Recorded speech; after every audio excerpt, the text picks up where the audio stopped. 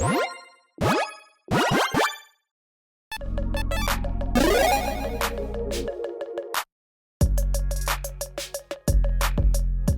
everyone, Mitch coming in for the Commander Score Studio. Welcome to the show. So, first up, I don't know if you noticed this, but I completely forgot that I have a separate cover. I've been using this one for like, I've had this thing for like 4 or 5 years now, and I think I just always just defaulted this, and I kind of just saw this other one today, and I forgot that I had this.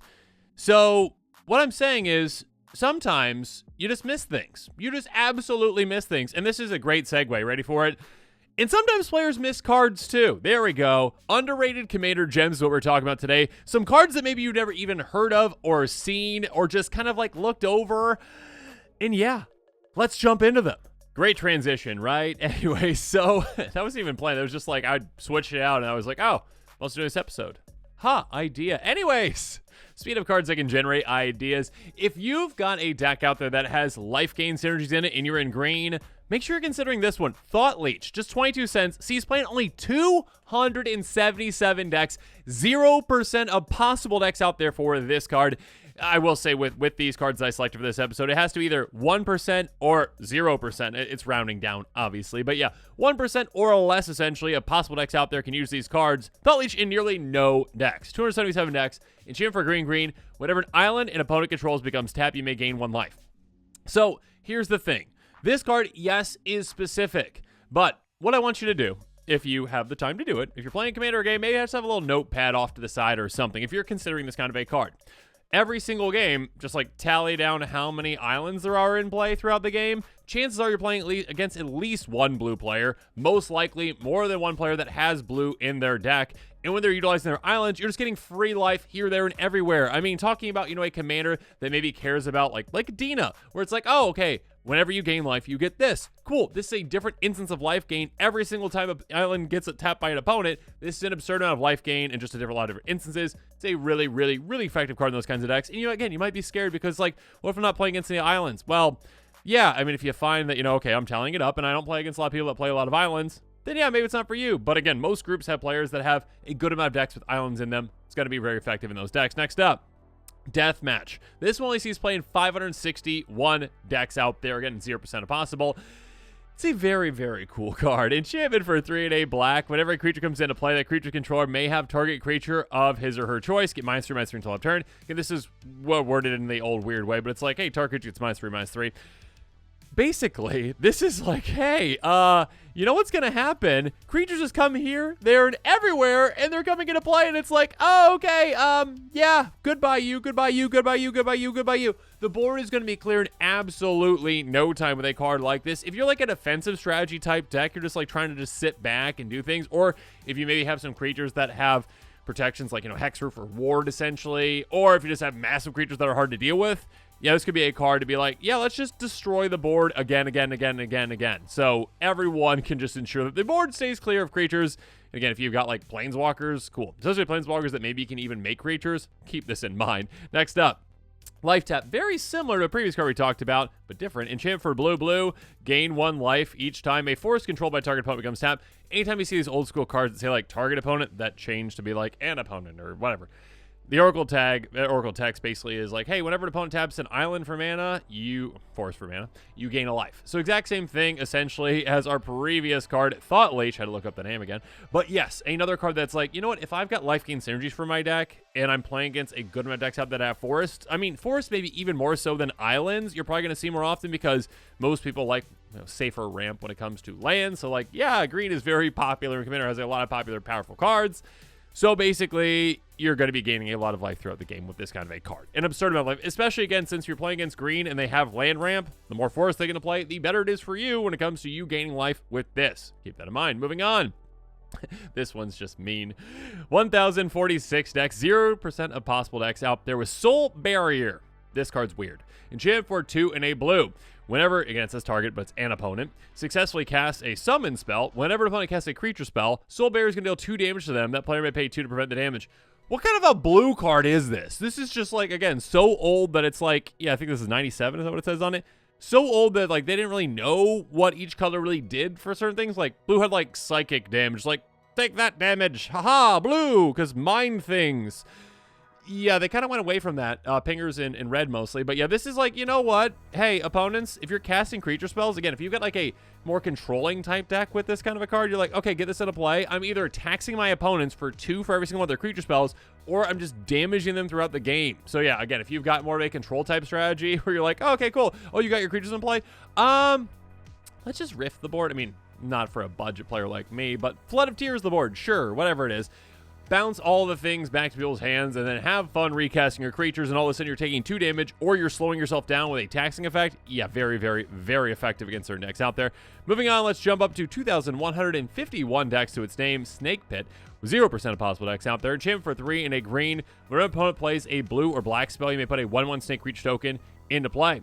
Another really old card. One that they actually didn't say target opponent, now it's just an opponent. Nice, well done. Yeah, hey, if you like tokens, if you got any kind of a token synergy, and again, take notes on this if you need to, really just be like, okay, like, when I sit down to Commander game, how many players are playing blue and black spells?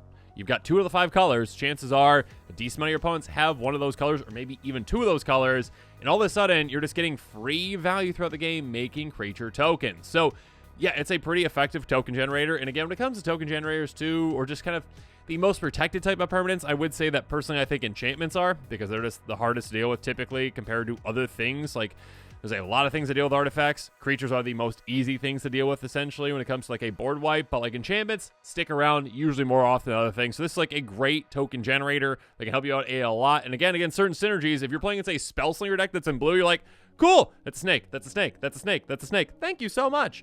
Anyways, a really, really good effect. Speaking of blue, though, moving up to 3,243 decks to its name, 0% of possible decks, obviously. Again, there's a lot of decks on EDH Rec. I think there's over 1 million maybe at this point. Anyways, Fade Away. This is a card that I talked about a long time ago. I mean, like, first year of my channel, I think.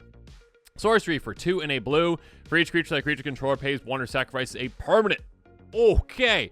This is a board wipe that just gets ignored for some reason, but in blue, my goodness, this can be a 3 mana, 1-sided board wipe. There we go. Not a 3-sided 1 mana board wipe. That'd be completely different. Yeah, basically, hey, you better have mana open, or if not, you're losing 1 permanent per creature that you have. So either you sacrifice that creature, you sacrifice something else. Basically, a giant taxing effect, or a way to say, oh, you're tapped out. I'm sorry. Get rid of your army or a lot of other things. So yes, this can just decimate players' boards, and you're going to be prepared for it, obviously, because you know that you're playing it, obviously. So either you don't have a lot of creatures, or that you're willing to pay for, you know, a certain amount of them, or sacrifice some of them, or maybe even have some synergies that care about sacrificing creatures, like an aristocrat-style strategy. This is a card that, again, is flexible in how it deals with things, and also can just be a big blowout card for you. It's a really cool old card. Moving on, though, to a card that's nowhere near that old, but still kind of old nowadays. Gate to the Afterlife, the original Amonkhet, I believe. Artifact for 3. Whenever a non-token creature control dies, you gain 1 life, then you may draw a card if you discard a card. You can even just skip the rest of this text. I feel like with certain cards out there, okay, if this card had less text on it, if this card did not have pay to tap, sacrifice it, search your graveyard, hand, enter life for a card named God Pharaoh's Gift, put on the battlefield, search life this way, shuffle it, activate only if there are 6 more creature cards in your graveyard. People think, oh, okay, I don't want to play God Pharaoh's Gift in this deck, so I shouldn't include this then.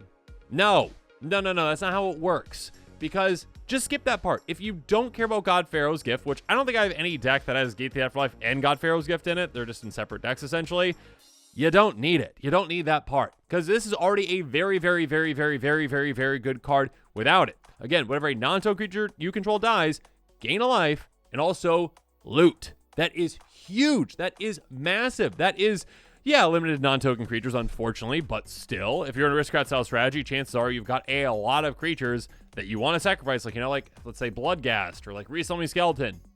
Just ones out there that, you know, you can sacrifice for value, like those ones that, hey, when it dies, you make a token, like Doom Descender, that kind of stuff too. You can get a lot of value out of this. The life gain is nice, and of course in life gain synergy decks that works incredibly well, but more importantly, yeah, loot. Some card selection that can be massive, fill your graveyard with things as well if you've got reanimation style things as well in the deck.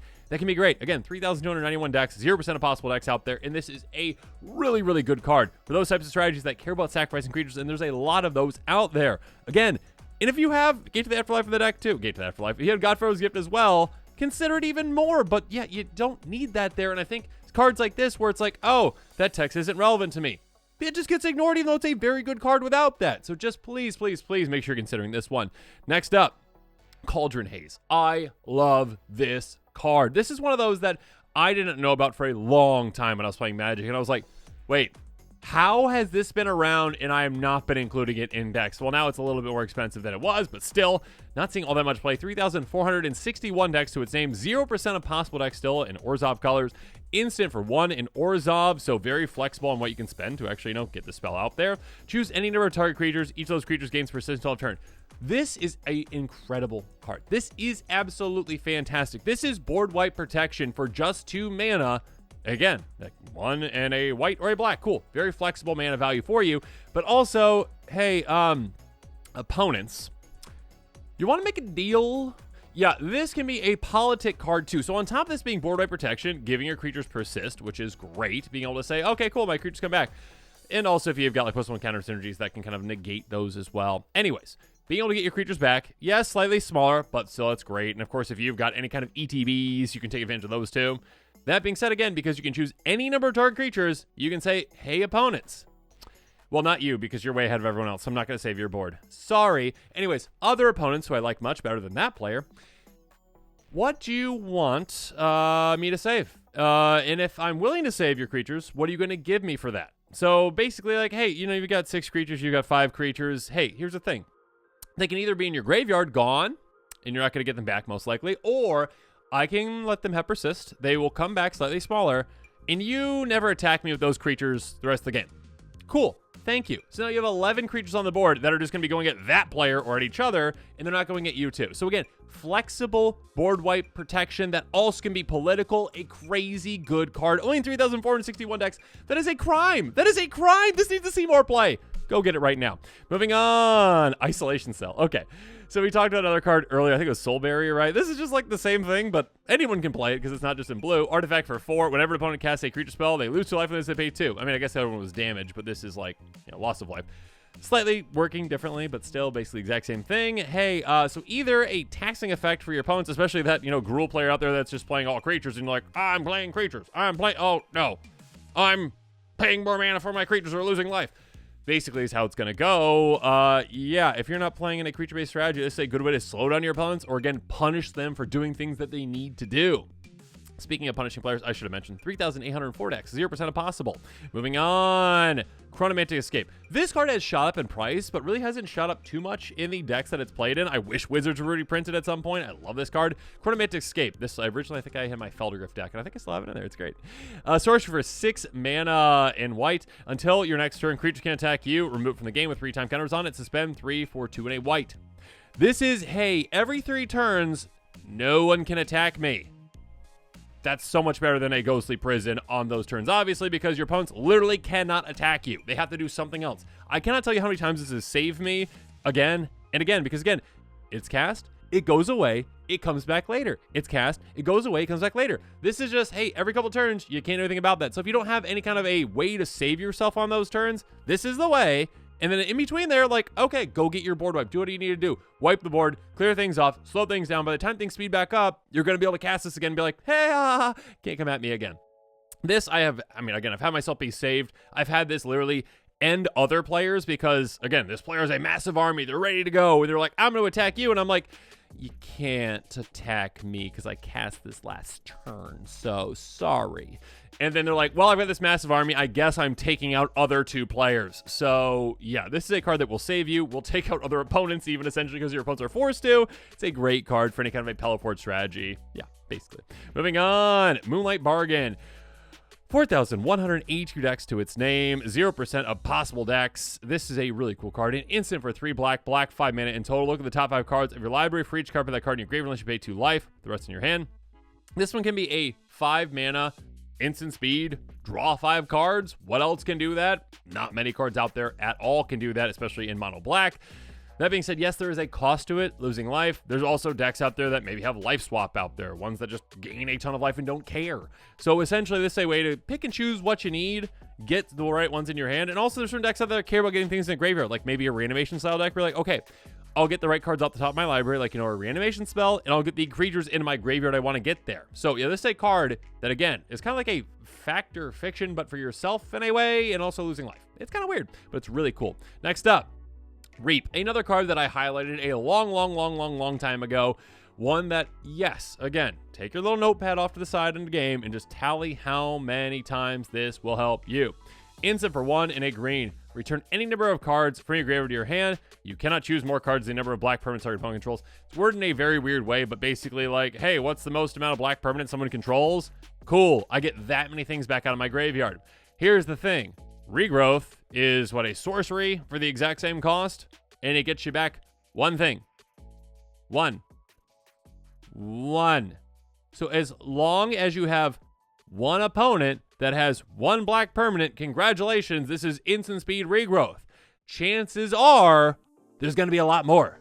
When you're playing against that player over there, like, aristocrat style commander, you're playing against, rat tribal, whatever you're playing against, congratulations, you're like, oh, okay, cool, I'll get like 10 cards back out of my graveyard for 2 mana instant speed. Absurd. Yes, are there going to be feel bad moments with this card where it's like, okay, I'm not playing against anyone who has any black permanents? Yeah. But there's going to be far more times where you're like, oh, cool, I got 5 things back for 2 mana. Absolutely explosive card out there. 4,233 decks to its name. 0% of possible decks out there. Make sure you're considering this one. Again, get your little notepad. Tally how many black permanents there are in play at the end of the game, essentially. Just be like, okay, yeah, that would have helped me a lot. Moving on. Hunting Grounds. I can't believe this one's less than $1 right now. Enchantment. 4 Selesnya colors. Threshold, as long as 7 or more cards in your graveyard. Hunting Grounds has whenever an opponent casts a spell, you put a creature card from your hand on the battlefield. Okay, this is a pretty specific card. I will give you that, okay? It's playing 4,855 decks, 1% of possible decks. It's pretty specific, okay? You have to have a deck where you can be like, yeah, I'll have Threshold, okay? Either a deck that can get things in your graveyard, that wants to sacrifice things, maybe even one that just sacrifices a bunch of lands with like hero type effects, essentially. Whatever it is, at a certain point, this is a 2 mana enchantment that will get you all your creatures from your hand into play for free. You will never have to actually cast a creature spell the rest of the game as long as this is in play. Because here's the thing. Again, you're not just playing against one opponent, you're playing against 3 opponents. And all of a sudden, every single time any one of them casts a spell, you play a creature for free. Eat your heart out, Ristic Study. I mean, Ristic Study is different, draws cards, but Anyways, the amount of value this gives you is absurd. And it makes your opponents not want to cast anything, even though they have to. They have to cast things to keep the game going, to keep things going for them. And they're going to be like, oh gosh, well, this player over here, oh no, they're set up so well. They got, they got this creature in play that draws them a card whenever a creature comes into play, like Beast Whisper, whatever it is. Oh, and I cast a spell. Okay. Oh, no, they played a creature. Oh, I got a creature for free. Oh, they just drew a card because, oh, no. Yeah, absolutely crazy. Absolutely just an amazing card. Okay, there's that. Moving on. Gutter Grime, another amazing card that really surprised me every single time I see how many decks this is in versus other ones that are somewhat similar. And this one is kind of better in some ways. 4,941 decks, 0% of possible decks out there. An enchantment for 4 in a green. Whenever a non-token creature controlled dies, put a slime counter on Gutter Grime, then put an ooze creature token on the battlefield with this creature's power types for each number of slime counters on it. This is a enchantment that can work in a multitude of decks out there. This is one that says, hey, do you sacrifice creatures? Do you have an aristocrat style deck of some sort?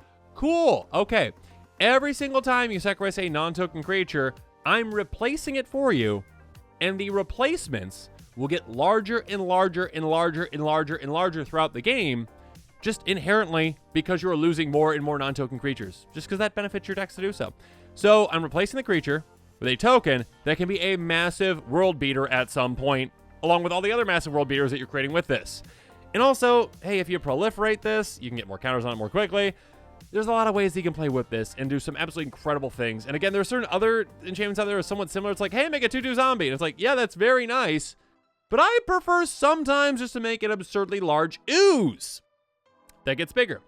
So yes, there are other enchantments out there that are maybe better in certain scenarios or cost a little bit less sometimes. But this thing is huge, and I do not understand why some other enchantments just see a lot more play, or other similar effects, I should say, see a lot more play than this one does, even though it is so good. Moving on. Verdant Mastery. I don't understand why this one doesn't see more play either. 5,602 decks to its name. 0% of possible decks. Green players out there. Hi. Me too. I play green too. What do you like to do? Play creatures? Yes, that's correct. Draw cards. Well, yeah, that's blue, but I mean, yeah, I guess green has a lot of effects.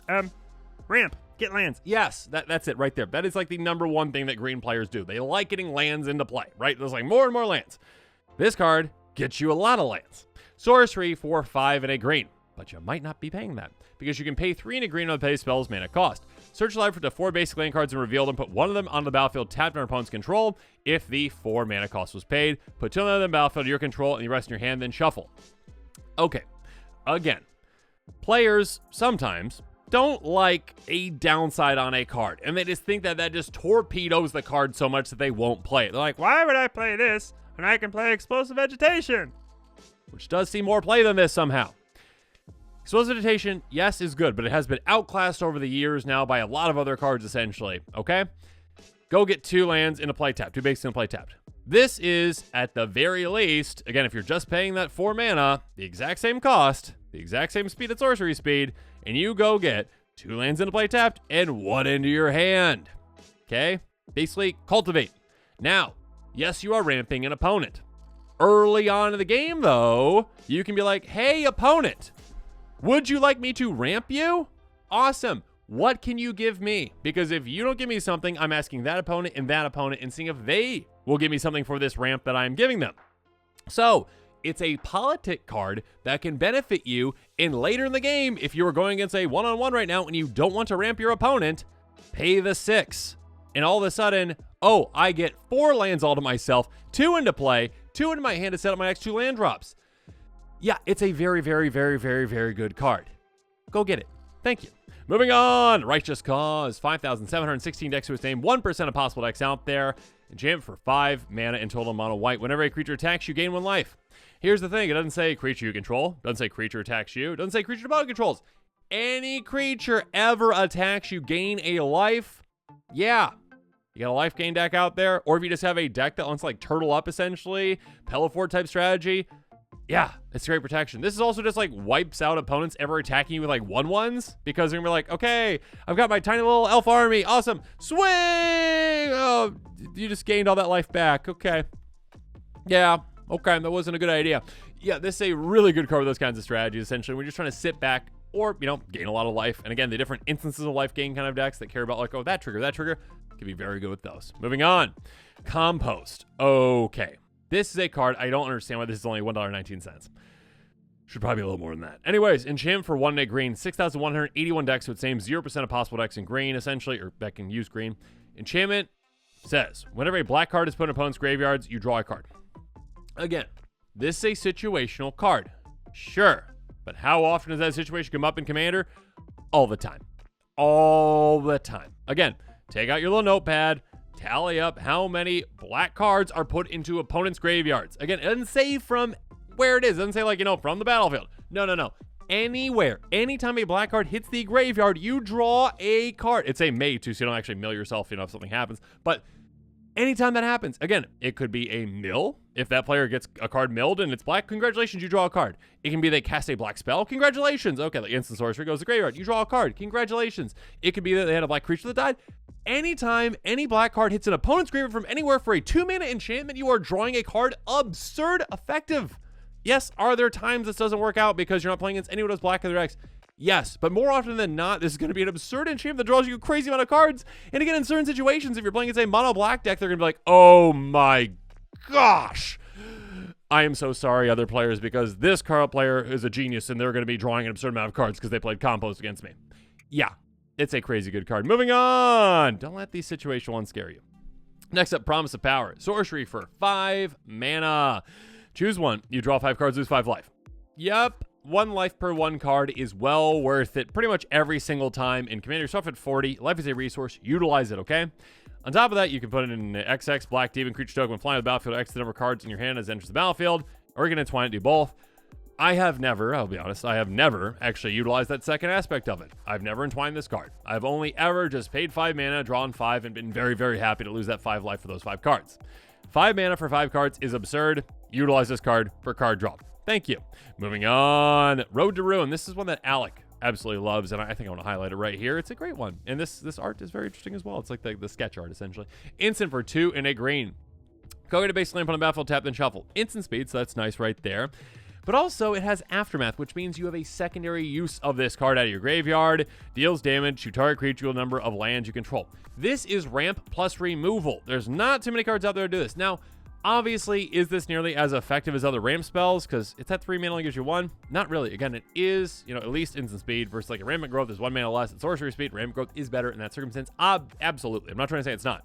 But also, it's a nice option to have just some free removal essentially in your deck. Being like, okay, cool, yeah. Oh, there's a big creature up there. Oh, I'm in green. I've got a ton of lands in play. Cool. I'm going to remove that. Thank you. Goodbye. So yeah, it's definitely one that should be considered. 6,871 decks to name 1% of possible decks out there. Next up, Domineering Will, a card that initially was very budget friendly. It was I believe it was my very first episode on this channel on Nezahal. And then all of a sudden it went up to like $4 or $5. Regardless, it's back down. Instant for 4 mana. Target player gains control of up to 3 target non-attacking creatures until on turn. Untap those creatures they block this turn if able. Okay, this is just, basically remove 3 creatures from the game for 4 mana. Yep. I mean, this is just being able to essentially be like, yeah, let's just, you're swinging me at those creatures? Okay, player over there, you got some really good creatures. Give me. Okay. And then block as effectively as you can to get all those creatures removed if you can, or just, it's either you're taking creatures to remove the creatures that are attacking you, or you're taking creatures to get those creatures removed, or a combination of both. It's a very tricksy card that is quite fun. 8,575 decks whose name 0% possible decks. Next up, Perilous Forays. This one is so good. And with the reprint, it is so cheap. 36 cents right now. Enchantment for 3 green. Pay 1, sacrifice a creature, go get a land with a basic land type on the battlefield, tap, then shuffle. 1 mana ramp.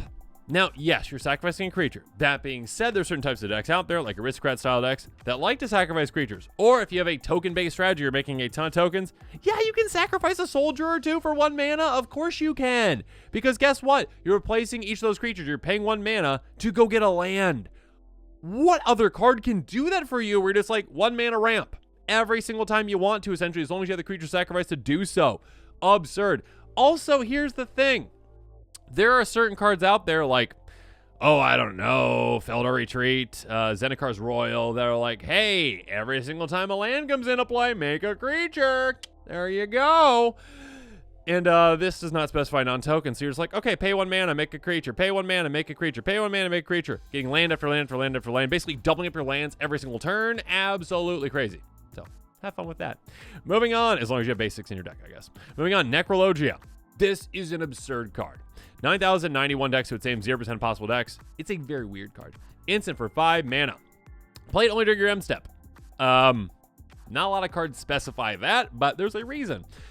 This costs to cast it, pay an amount of life, draw cards, so life equal pay, draw cards equal life paid this way. Basically, pay X, draw X, and all of a sudden, instant speed, 5 mana. It is instant speed, but it's like on any of your turn. You just replaced your hand for 5 mana. I mean, you just drew however many cards you needed to, dug down, and it's kind of like a tutor in a way, because it's like, if you have a lot of life, again, if you have like a life gain strategy, you're like, okay, I pay 40, I'll draw 40 cards, go get the best cards out of those, essentially, right? And, I'll just get those. Just basically pick the best 7 cards for your hand. It's going to take a little while to do so, but also, no, wait, never mind. I've got a Thought Vessel in play, which is now budget-friendly. Go get one. And I'm just going to utilize all of them because I've got no maximum hand size. So, yes, this is a card that is so good. Again, 1 life for 1 card is no big deal at all. This is exactly fine in Commander. You have life's a resource, use it. This is a great way to do so. 9,091 decks whose name 0% possible. Next up, 10,422 decks whose name 1% of possible decks out there. Fanatical Devotion. Okay, when it comes to sacrificing creatures, you think about certain colors out there, right? Mostly black, right? You're like, okay, that's got like, enchantments, got creatures, like, things that can sacrifice things. A free sacrifice outlet. You typically don't think of mono white. Nope, but here you go. Old cards sometimes do weird things. Enchant for 2 white, sacrifice creature, regenerate target creature. Yep, this is a free sacrifice outlet that can protect things that you care about. So in any kind of aristocrat style strategy or any kind of strategy that cares about sacrifice creatures getting value out of that, all of a sudden you have a free outlet, which is huge. On an enchantment, which I talked about earlier, is one of the hardest things to deal with. And you're like, you know what? Let's just keep this in play. Let's keep all my best creatures in play. It is absolutely incredible. Make sure you're considering this card. Next up, Luus Gambit. Yet another kind of fun, tricksy card that I absolutely love. And I think it was in the Nezhal deck as well. First deck on the channel. Instant for 4 mana. Cast a spell during the declare blocker step on opponent's turn. Again, very specific on that wording. That being said, remove all attacking creatures from combat, untap them after this phase. There's combat phase. Each of those creatures attacks that combat fable. They can't attack your planeswalkers you control that turn that fable. Basically, this is like, oh, okay, that player tried to take me out. I'm the threat. They tried to take me out. And I'm like, hey, no. No. All those creatures you swung at me, you're going to go swing at your friend over there who you guys were teaming up against me, and now you're taking them out instead. It's like the ultimate betrayal, but not intentional, because that player is going to be like, yeah, I'm attacking you. Let's get oh no, my creatures decided to go elsewhere for some reason. Oh no, I'm sorry, buddy, you're gone. And they leave themselves wide open for you to take out. They might have, again, thought that they had you just gone, and instead they took out their buddy, and now you are there swinging at them next turn, taking them out. Quite fun. It's kind of like a weird fog, switch things around kind of card. Tricksy. Moving on, Iron Crag. This card, yeah, it's good. It's very good. Ledger artifact for 2 mana. Tap for a cause. Whenever a ledger creature is battled under control, you may have the Iron Crag become a ledger equipment artifact named Everflame Hero's Legacy. If you do, it gains equip 3. Equip creature gets plus to lose all their abilities. Here's the thing. Again, this is one of those cards where it's like, okay, some players like, oh, if I'm not running Voltron, I don't really care about this. Yes, it's still a mana rock that is still very effective because it's very efficient. 2 mana tap for 1. That used to be just an incredibly rare thing years and years and years ago. I mean, not even that many years ago, right? It's still like, oh, Fractured Power Stone is still a very good card as well. That also just doesn't do anything except for like pay 2 for it. Taps for 1. Very efficient, very effective. Low to ground mana. Cool. Utilize it. Again, 1, 2, maybe even 3 colors can utilize something like this. And on top of that, again, of course, yes, if you have a deck that cares about legendaries, even better with this. This is legendary. If you have a deck that cares about Voltron, or you just want to get something in there that gets your, commander even bigger, cool, congratulations. Here you go. You have this. It's a really good card. 11,031 decks, which name 1% of possible decks out there. Okay. This one is one that I will keep arguing with forever. Edge of Autumn. Please. Just because cards have slight downsides does not mean they are bad. Does not mean they are bad. And in fact, this even has more upside, in my opinion, than a Rampant Growth, which sees absurd amounts of play, and yet this sees play in only 15,346 decks, which might seem like a lot, but again, that is 0% of possible decks out there, because green sees a lot of play. Edge of Autumn, Source for 1 and a green, exact same as Rampant Growth. If you control 4 or fewer lands, search life for a base land card, put that card on the battlefield, tap, then shuffle your library, cycling, sacrifice a land. So yes, are there feel bad times when you're like, oh no, I've got 5 lands now and I can't play this? Cool, yes, that happens. But also, here's the thing. If you're at like 5, 6, 7 lands, are you really trying to ramp right then? Sometimes, sure. Other times, no, not at all. Like late game. Late game, all right, you already have like 10 plus lands in play. Oh no, you can't cast it. Would you rather draw into this or Rampant Growth? This, because you can sacrifice your land to draw into something that might be better. Again, you could be in a position where you're like, this Rampant Growth does nothing and I'm in trouble and I lose. Or you can be in a position where you're like, okay, I drew into a ramp spell that I can get rid of and replace it and hopefully draw into something better, maybe a Wrath to save yourself. This is a very, very, very good card. Again, the vast majority of the time, it's going to be, oh yeah, I have this in my opening hand or I drew my first couple turns. I can play it as a ramp spell. Cool. Or on the other end of things, oh, I drew it later. Okay, I can actually just sacrifice that land. Are there going to be times where there's that feel bad? Oh no, yes. Few and far between compared to the other times though, where you're like, oh, okay, well, I already have 5 lands and I don't really want to sacrifice that land right now. And I kind of need to get to like 6 mana right now. So I need to ramp. Oh darn. Yeah, there's going to be those feel bads every now and then, but the good parts outshine the bad parts. So please stop being afraid of cards that have a slight downside. Okay. Slight downside. Slight. Okay. Moving on. Oblation. This one is a crazy good card. So he's playing 23,106 decks. Again, only 1% of possible decks out there. And I love this card. Instant. I love the art on it too. Really good colors in there. Instant for a 2 and a white. The owner of target online permanent shelves in her library, then draws 2 cards. Okay. Again, slight downside. Slight. Okay, yeah. Giving someone 2 cards is not a great thing. That being said, would you rather lose to a Blightsteel Colossus or give that player 2 cards? Yeah, this is a good panic button card. Oh no, I really need to get rid of that or we all lose. Or it is a flexible spell where you're like, oh, okay, like I don't really have much in my hand right now. I've got these like creature tokens lying around, or like a clue token. Okay, cool. I can pick that and then replace it for 2 cards.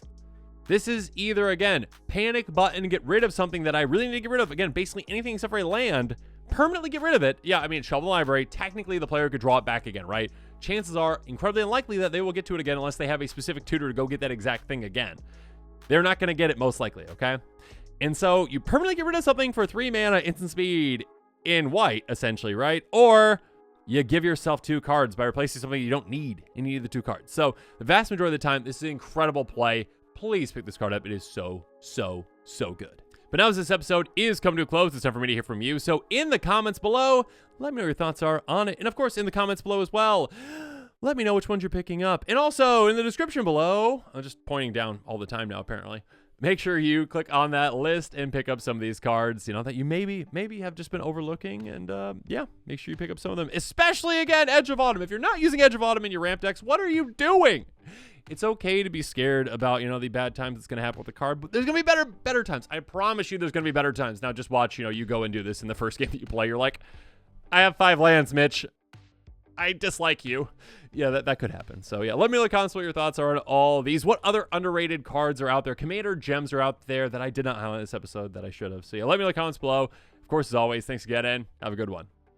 This show and episodes like this one are possible thanks to viewers like you. If you're looking for an easy way to help support this show, make sure that you like, share, and subscribe. Also, hit that bell notification icon so you don't miss any new episodes. You can also go check out our playmats and other merchandise at thecommandersquarters.com. We also have a ton of brand new t-shirt designs in stock, so make sure you check out those as well. Another easy way to support this show is with our TCG Player affiliate links. So whether you're buying a deck or individual cards, you can use this general link right here or one in the description. And the final way that you can support this show is by supporting us directly by becoming a patron. There are many benefits to being a patron, and I truly couldn't do this without all of their support.